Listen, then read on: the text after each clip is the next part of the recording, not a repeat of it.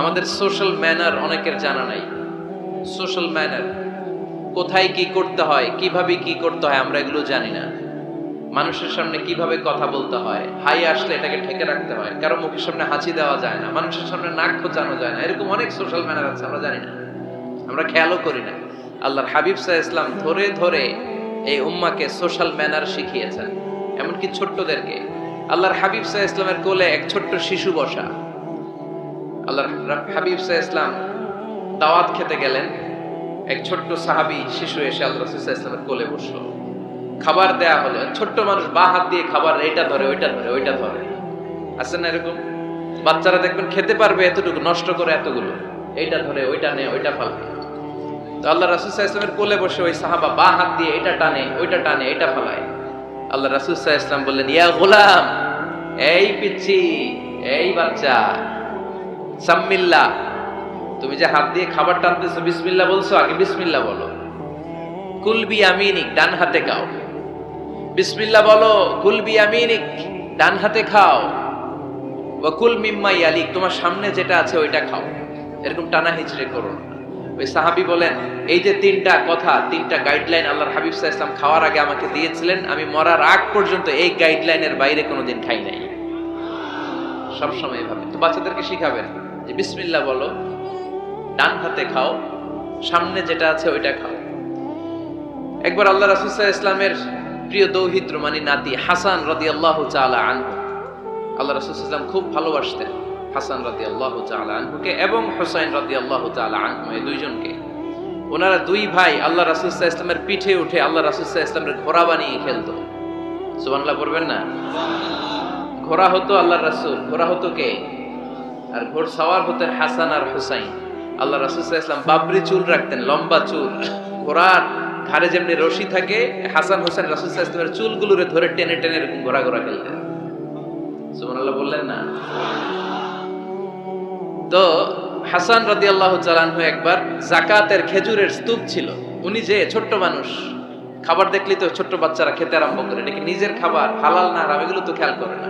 হাসান রাদিয়াল্লাহু তাআলা আনহু যাকাতের খেজুর নিয়ে খেতে আরম্ভ করলেন। আল্লাহ রাসূল সাল্লাল্লাহু আলাইহি ওয়াসাল্লাম এসে ওনার গলায় চেপে ধরলেন, চেপে জোর করে মুখ থেকে টেনে খেজুর বের করলেন আর বললেন, আন ইন্না লা নাকুলু সাদাকা। হাসান, তুমি জানো না আমরা হাশিমি খানদানের লোক, আমরা আলে মুহাম্মদ, আমার বংশের কেউ কোনোদিন তার গলা দিয়ে যাকাতের কোনো সম্পদ ঢুকাতে পারবে না। খবরদার হাসান, খবরদার নাতি, ফেলে দাও। হাদিসে এসেছে কিখ কিখ, মানে আমরা যেটা ওয়াক ওয়াক বলি, গলার ভিতরে গেলে ওয়াক ওয়াক বলে থুতু ফেলি, রাসূল সাল্লাল্লাহু আলাইহি ওয়াসাল্লাম কিখ কিখ বলে গলায় চেপে মুখ থেকে টেনে সে খেজুরটা বের করেছেন। বলেছেন, হাসান, আমরা যাকাতের সাদাকার খেজুর খাই না, খবরদার হাসান, কখনো যাকাতের খেজুর খাবে না। সুবহানাল্লাহ বলুন।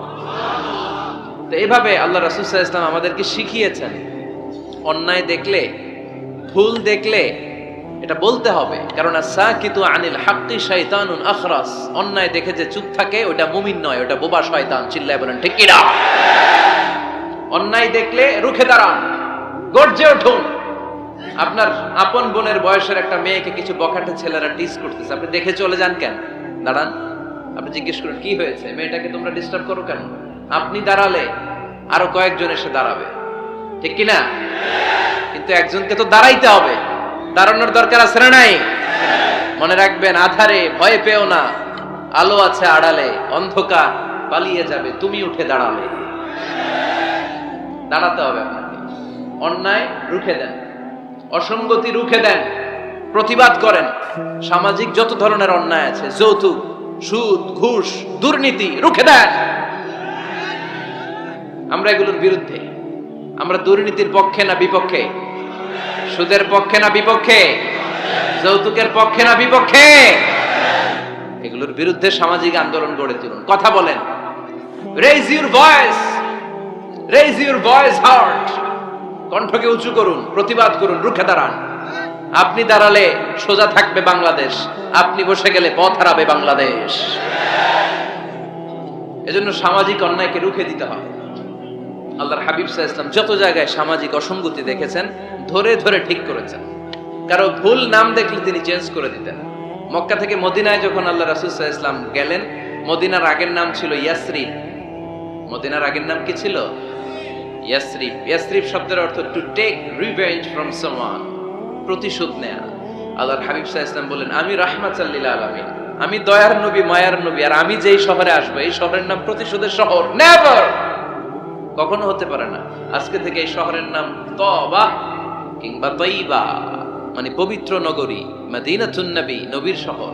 আল্লাহ রাসূল সাল্লাল্লাহু আলাইহি ওয়াসাল্লাম ইয়াসরিব থেকে ওই শহরের নাম ওই দিনই মদিনা শহর বানায় দিলেন। এক সাহাবীকে জিজ্ঞেস করলেন, মাসমুক, নাম কি? বলে, আমার নাম হচ্ছে হাসান। হাসান মানে দুশ্চিন্তা, অ্যাংজাইটি, মানে যে সব সময় টেনশন করে। আল্লাহ রাসূল সাল্লাল্লাহু আলাইহি ওয়াসাল্লাম বলেন, এটা একটা নাম হলো মিয়া? টেনশন কি কারো নাম হয়? রাসূল সাল্লাল্লাহু আলাইহি ওয়াসাল্লাম বললেন, শোনো, তোমাকে একটা পরামর্শ দেই, এই টেনশন নাম বাদ দাও, তুমি হাসান নাম কেটে সাহাল নাম রাখো, সাহাল। এখন হাসান বলে, আমি ছোট্টবেলা থেকে সবাই আমারে চেনে হাসান নামে, এখন আমার নাম যে সাহাল, এটা আবার ঘোষণা দিতে হবে, দরকার নাই, আমার হাসান আছে, এটাই ভালো, টেনশন, সমস্যা নেই। ও এবার বাড়িতে চলে যাওয়ার পরে আল্লাহ সব টেনশন ওর মাথার উপরে চাপাইছে। ওর এই বিপদ, ওর ব্যবসায় মন্দা, ওর পেটে ব্যথা, ওর জ্বর, ওর অসুস্থতা, ওর ঘরে শান্তি নেই, একটার পর একটা টেনশন আরো বেড়ে গেছে। সবাই বলে, হাসান, ওই যে রাসূল সাল্লাল্লাহু আলাইহি ওয়াসাল্লাম সুন্দর নাম দিয়েছিল ওইটা নেও না, এই জন্য টেনশন বাড়ছে, যাও রাসূল সাল্লাল্লাহু আলাইহি ওয়াসাল্লামের কাছে ক্ষমা চেয়ে নাম ফেরত করে নিয়ে আসো। হাসান এবার যেয়ে বলে, ইয়া রাসূলুল্লাহ, আমার হাসান নামের দরকার নাই, আপনি যেটা সাহাল দিয়েছিলেন ওইটাই ভালো। সাহাল শব্দের অর্থ সহজ। সাহাল মানে কি? ওই সাহাল রাদিয়াল্লাহু তাআলা আনহু বলে, আমি রাসূল সাল্লাল্লাহু আলাইহি ওয়াসাল্লামের কাছে ক্ষমা চেয়ে ওনার দেয়া নাম নিয়ে আসলাম, সাহাল। তারপর থেকে সবাই আমাকে ডাকে সাহাল। সাহাল মানে সহজ। আর ওই দিন থেকে মরার আগ পর্যন্ত আমার জীবনে আর কোনো টেনশন আসে নাই, সব কাজে আল্লাহ সাহাল অর্থাৎ সহজ করে দিয়েছেন। পড়েন সুবহানাল্লাহ। এজন্য উঠে দাঁড়াতে হবে, রুখে দিতে হবে সব অন্যায়। রাজি আছেন তো? যে সূরা থেকে কথা শুনবো এটাকে বলে সামাজিক রীতিনীতির সূরা। আমাদেরকে আল্লাহ তাআলা সোশ্যাল এন্ড মোরাল কিছু গাইডলাইন দিয়েছেন। 10টা গাইডলাইন আল্লাহ তাআলা আমাদের জন্য এখানে ডেডিকেট করেছেন, এবং আমরা দেখব যে এই সমস্যাগুলোর কারণেই আমাদের সমাজে আজকে অশান্তি।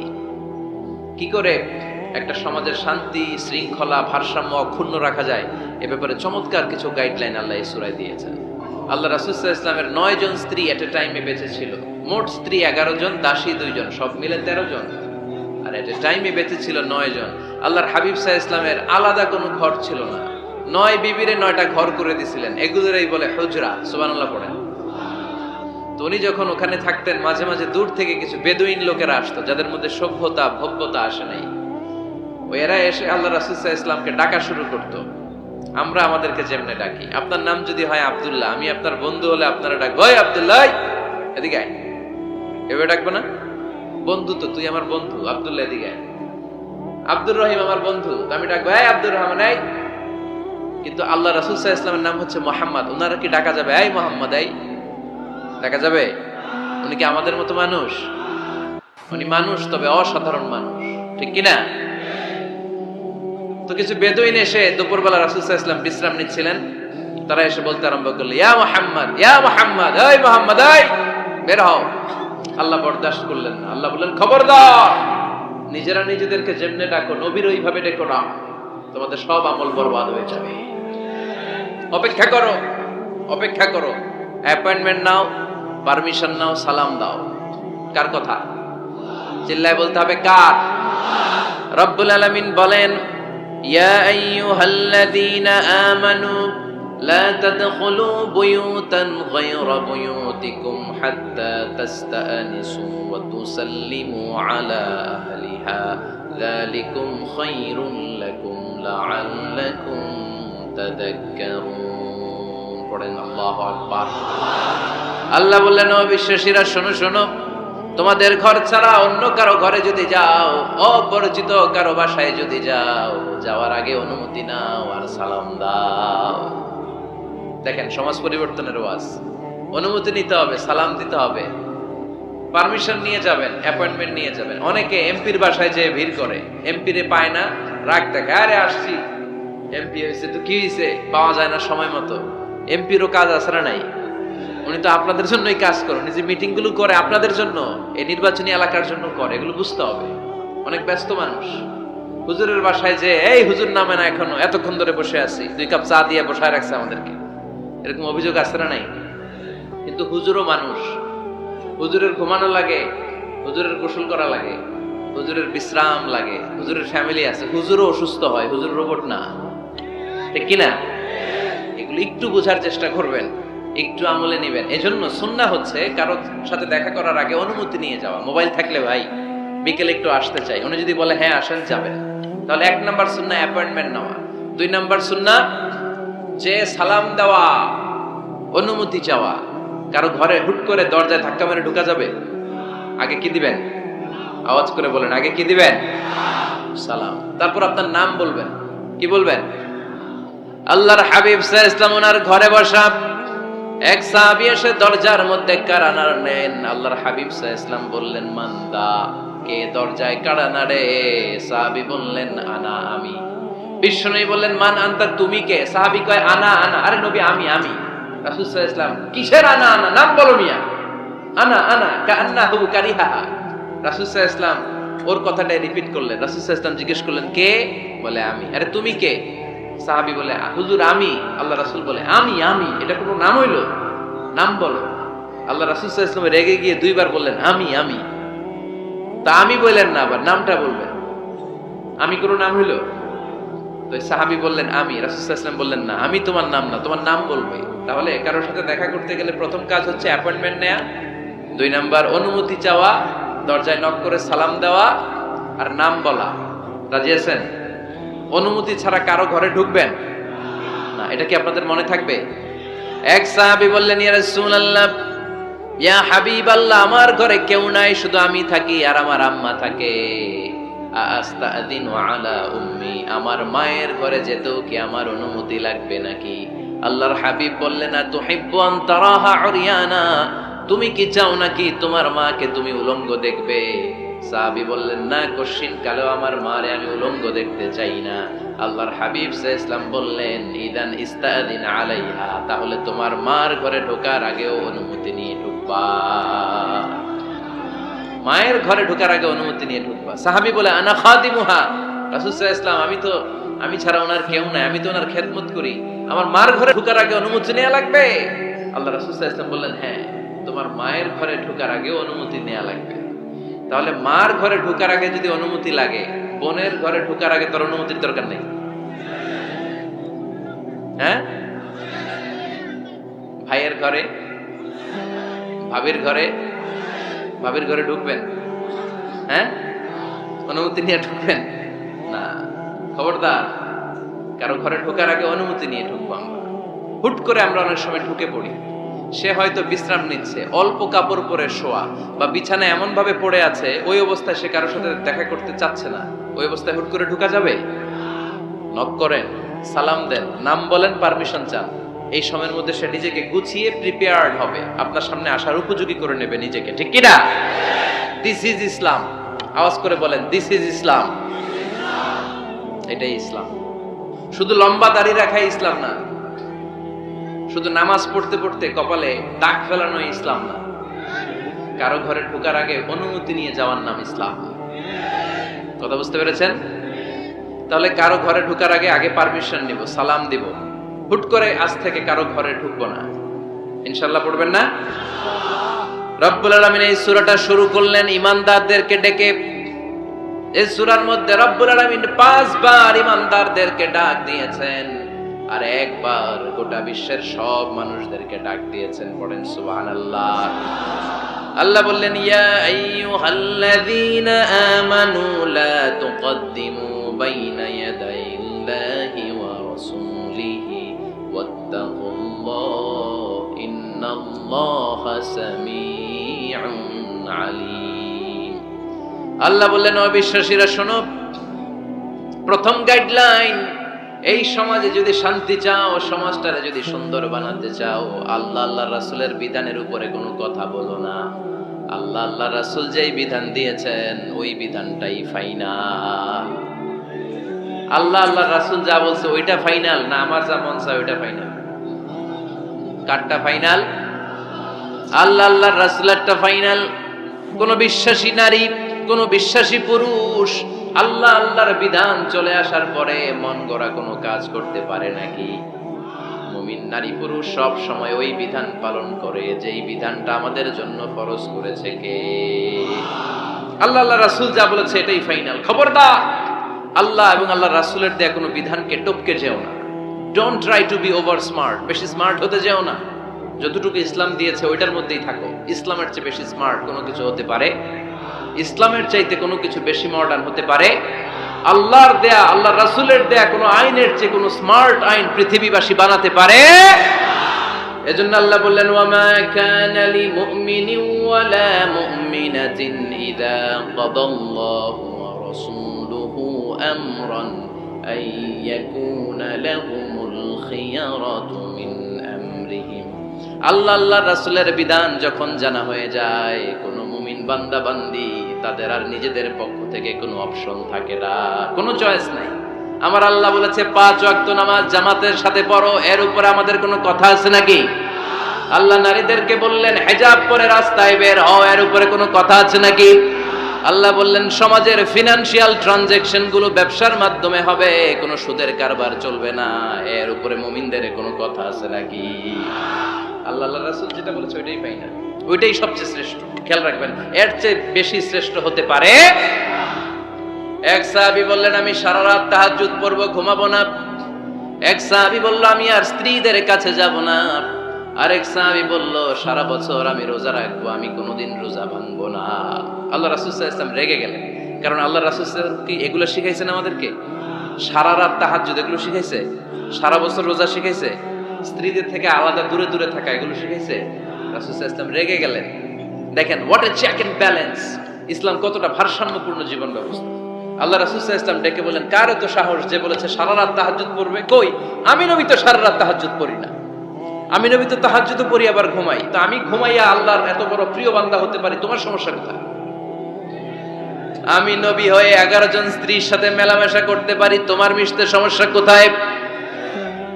আমি নবী রোজা রাখি, আবার মাঝে মাঝে রোজা রাখি না, দিনের বেলা খাই, এভাবে মানতে তোমার সমস্যা কোথায়? ইন্নী লা আখশাকুম লিল্লাহি ওয়া আতকাকুম লাহু।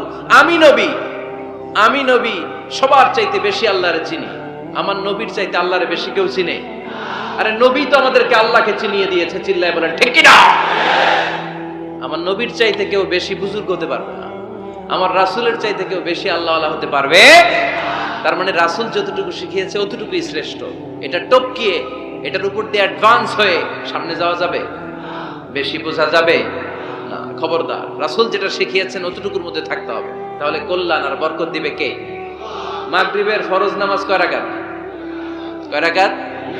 কেউ যদি বলে আমি অনেক বড় আল্লাহর ওলি, আমি 5 রাকাত করব সওয়াব বেশির জন্য, হ্যাঁ কি কয়? হবে না। 5 রাকাত তো সেজদা কয়েকটা বেশি আছে এটার মধ্যে, রুকু কয়েকটা বেশি, কষ্টও বেশি, হবে? কথা কয় না, হবে? রমাদানের 30 দিন রোজা রাখা ফরজ, আপনি যদি বলেন না রমজানে না রেখে এটা আমি শাবান, জুলকাদ, জুলহাজ 3 মাস টানা 90 দিন রেখে দিব, বেশি রাখবো আমি, হবে? হবে? কারণ বেশি বুঝছে। কারণ কি? আল্লাহ রাসূলের চাইতে বেশি বোঝা যাবে, আল্লাহ রাসূলের চাইতে বেশি বুজুর্গ সাজা যাবে? খবরদার, never be advanced from Allah and his Rasul. আল্লাহ এবং আল্লাহ রাসূলের চাইতে আমরা অ্যাডভান্স হব না। আল্লাহ রাসূল যা দিয়েছেন ওইটাই ফাইনাল। ওইটা কি ফাইনাল? আওয়াজ করে বলেন ওইটা কি?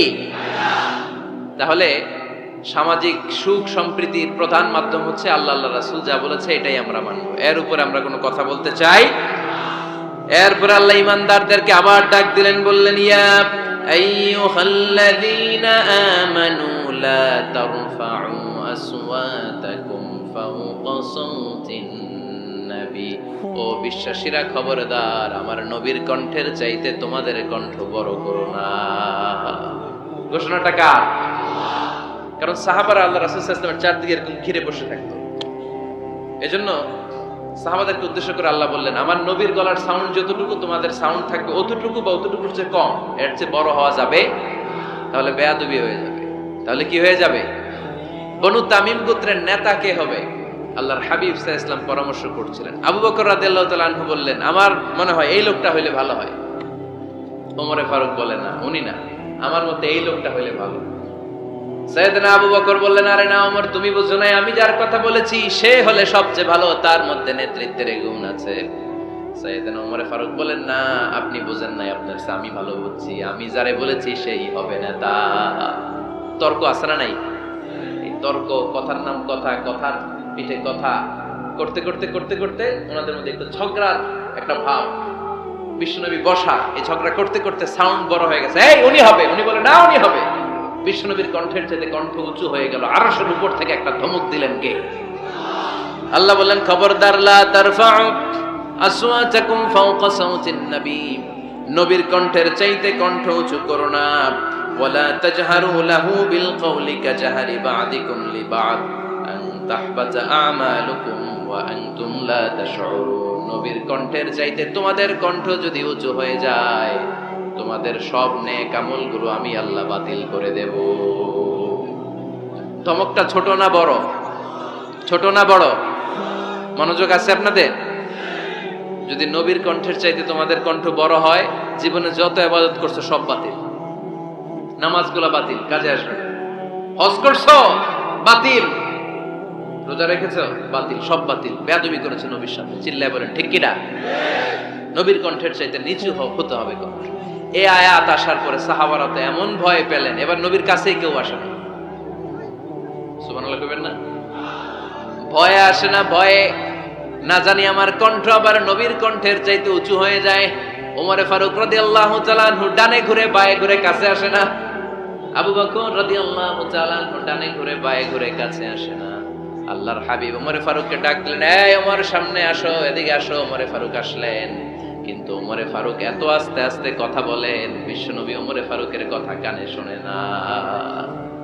সুবহানাল্লাহ নাই? এত আস্তে আস্তে ওমরে ফারুক কথা বলেন, বিশ্বনবী শুনতে পান না। ওমর কি বললা, একটু জোরে বলো না। ওমরে ফারুক একটু জোরে বললেন, তাও শোনেন না। বিশ্বনবী বললেন, আরেকটু সাউন্ড বড় করে বলো, আমি তো শুনি না, জোরে বলো। ভয়, কারণ কণ্ঠ যদি উঁচু হয়ে যায় আমার নবীর কণ্ঠের চাইতে, জীবনের সব ইবাদত শেষ। এজন্য কথা কওয়ার দরকার নেই, ইবাদতগুলো ঠিকঠাক আওয়াজ করে পড়তে হবে, আল্লাহু আকবার। তাহলে 2 নাম্বার গাইডলাইন, লা তারফাউ আসওয়াতাকুম ফাওকা সাউতিন নবী, নবীর কণ্ঠের চাইতে কণ্ঠ উঁচু করো না। আপনারা হজ উমরা করেছেন কে কে দেখি? মাশাআল্লাহ, হাত নামান। যারা আমরা করি নাই, আমরা আল্লাহর কাছে কামনা করি, আল্লাহ আমাদেরকেও তুমি যাওয়ার তৌফিক দাও। আমরাও যেন আমার নবীর কবরের সামনে দাঁড়িয়ে নবীরে সালাম করতে পারি, তৌফিক দাও। আমরাও যেন রাউদাতুম মিন রিয়াদিল জান্নাহে ঢুকে 2 রাকাত নামাজ পড়তে পারি, তৌফিক দাও। তোমার ঘরটা যেন তাওয়াফ করতে পারি, তৌফিক দাও। মক্কা মদিনার ঐতিহাসিক জায়গাগুলো যেন দেখে হৃদয়টাকে ঠান্ডা করতে পারি, আল্লাহ তৌফিক দাও।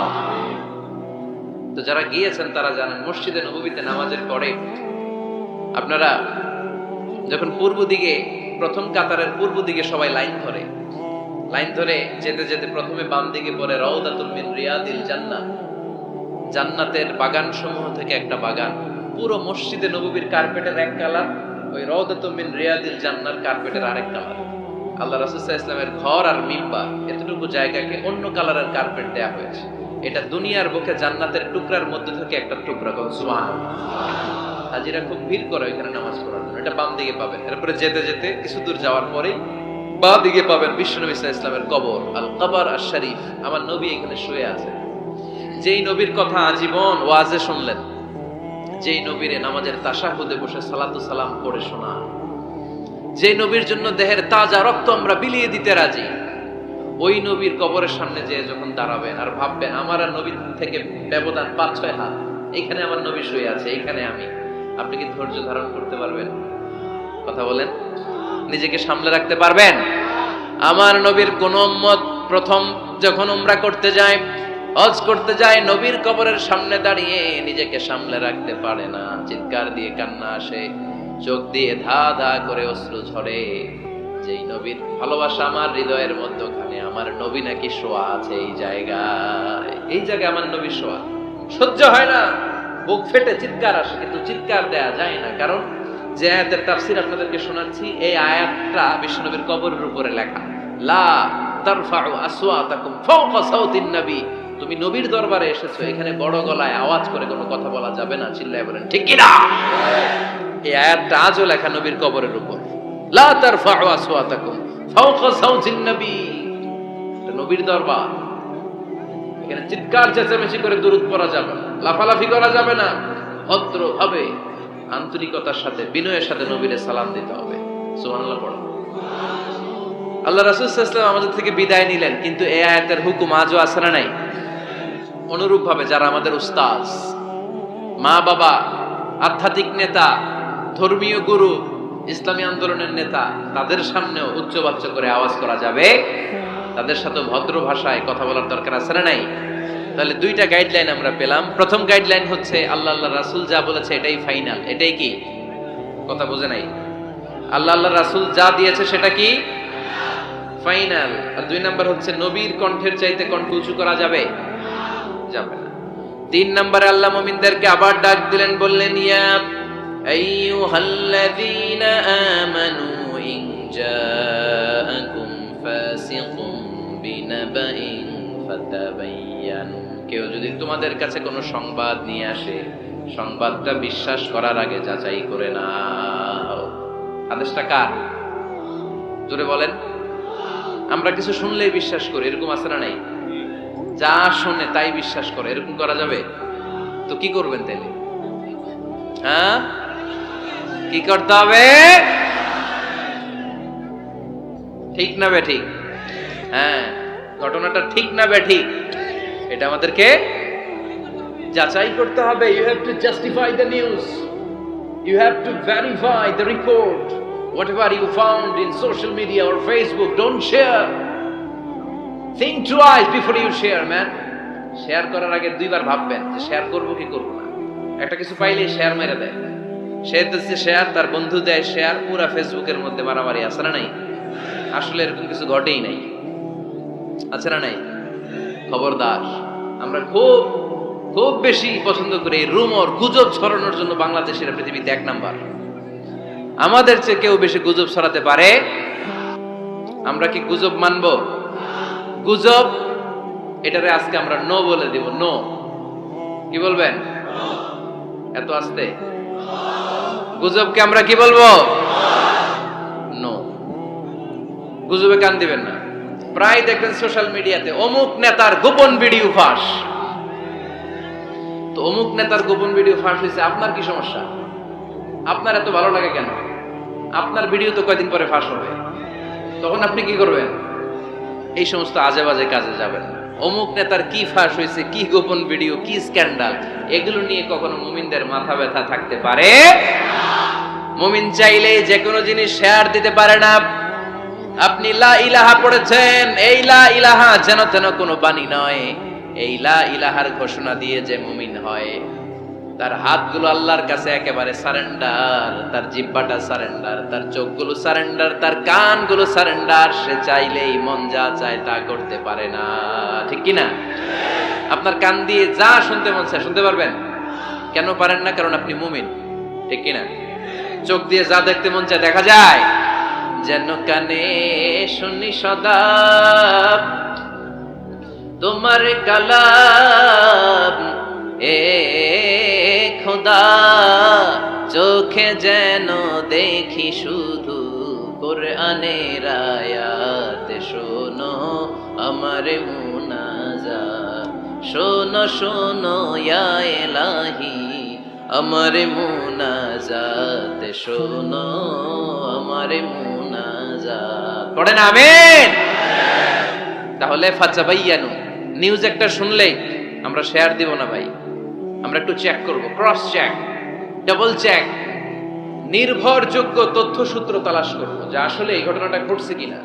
100% যখন আপনি confirm, then you may share in Facebook, that's not a big deal. দেন শেয়ার দেন, জনসচেতনতার জন্য শেয়ার দেন, সমস্যা নাই। কিন্তু না জেনে শেয়ার দেওয়া যাবে? কথা বলেন। আল্লাহ রাসূল সাল্লাল্লাহু আলাইহি ওয়াসাল্লামের জীবনে এরকম একটা ঘটনা ঘটেছিল। হারিস বিন মিরার রাদিয়াল্লাহু তাআলা বনুল মুস্তালিকের যুদ্ধে জেতার পরে হারিস বিন মিরারকে বিশ্বনবী দায়িত্ব দিলেন যে হারিস বিন মিরার, তুমি এই এলাকার নেতা, কি করতে হবে আমাদের? বিশ্বনবী বললেন নামাজ পড়বা, রমাদানের রোজা রাখবা, যাকাত আদায় করবা। মিরার বলে তাহলে যাকাত নেন। বিশ্বনবী বললেন না, 1 বছর পূর্ণ হওয়ার পরে যাকাত দিতে হয়। যাকাত কয় বছর পর পর? যাকাত প্রতিদিন দেয়া লাগে।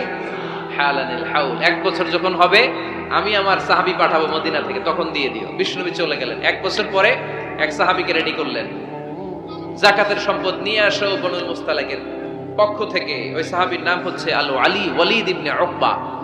বিশ্বনবী ডেকে বললেন, ওয়ালিদ যাও, 1 বছর সময় অতিক্রান্ত হয়েছে, বনুল মুস্তালাকের লোকদের যত যাকাতের সম্পদ জমা হয়েছে নিয়ে আসো। সাইয়েদনা ওয়ালিদ ইবনে উকবা যখন সম্পদ আনার জন্য বের হলেন, ওইদিকে বনুল মুস্তালাকের লোকেরা শুনতে পেল বিশ্বনবীর পাঠানো সাহাবী ওনাদের এলাকায় শুভাগমন করবে। ওই সাহাবীকে লাল গাড়িচার সংবর্ধনা দেওয়ার জন্য সেনাবাহিনী সহ পুরো এলাকা থেকে সব সৈন্যবাহিনী সহ তারা মরুভূমির মধ্যে এসে দাঁড়িয়ে রয়েছে। সুবহানাল্লাহ পড়ো। নবীর সাহাবীর আগমন হবে।